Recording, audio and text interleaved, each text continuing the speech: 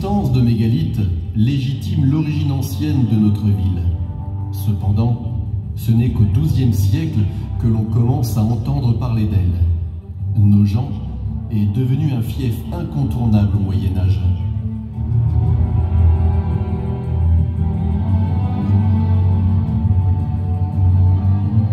En 1235, Thibaut IV, comte de Champagne, s'empare de la ville et affranchit ses habitants.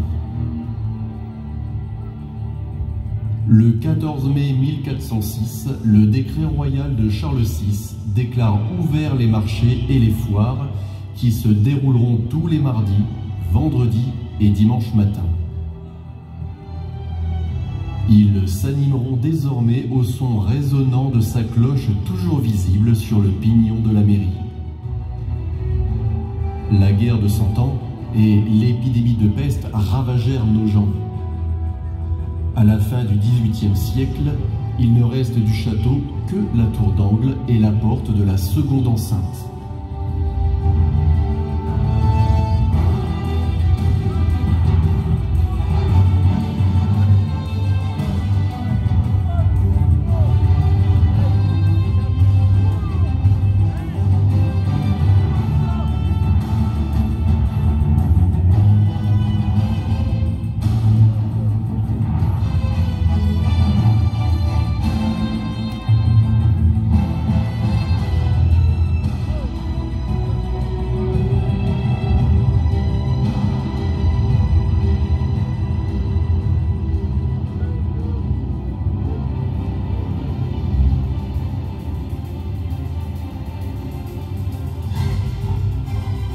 La fontaine de Nogent, implantée en 1844, devient l'axe central des marchés.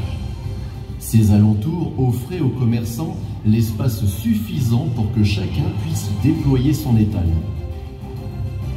Imaginez-les, ces ouvriers paysans, fabricants, ces marchands, guidant bravement leurs chevaux, leurs ânes, tractant des chariots bâchés, où se dissimulaient tous les trésors de la terre et des forges nogentaises.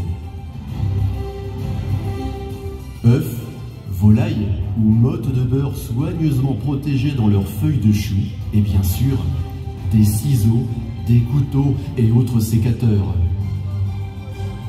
C'est le dimanche, notamment, qu'on trouvait plus d'objets de coutellerie.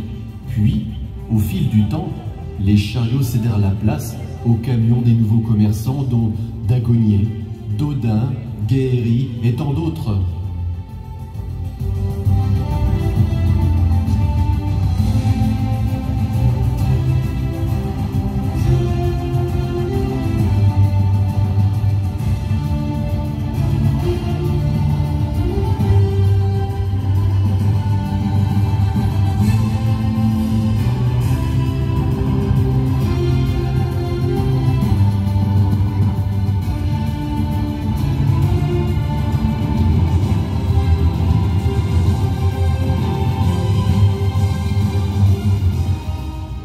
L'hôtel de ville fut érigé en 3 ans. Monsieur Segrétier, alors maire de Nogent, l'inaugura en 1830. Aux 2 ailes du bâtiment se trouvaient les halles au marché couvert qui disparurent en 1975.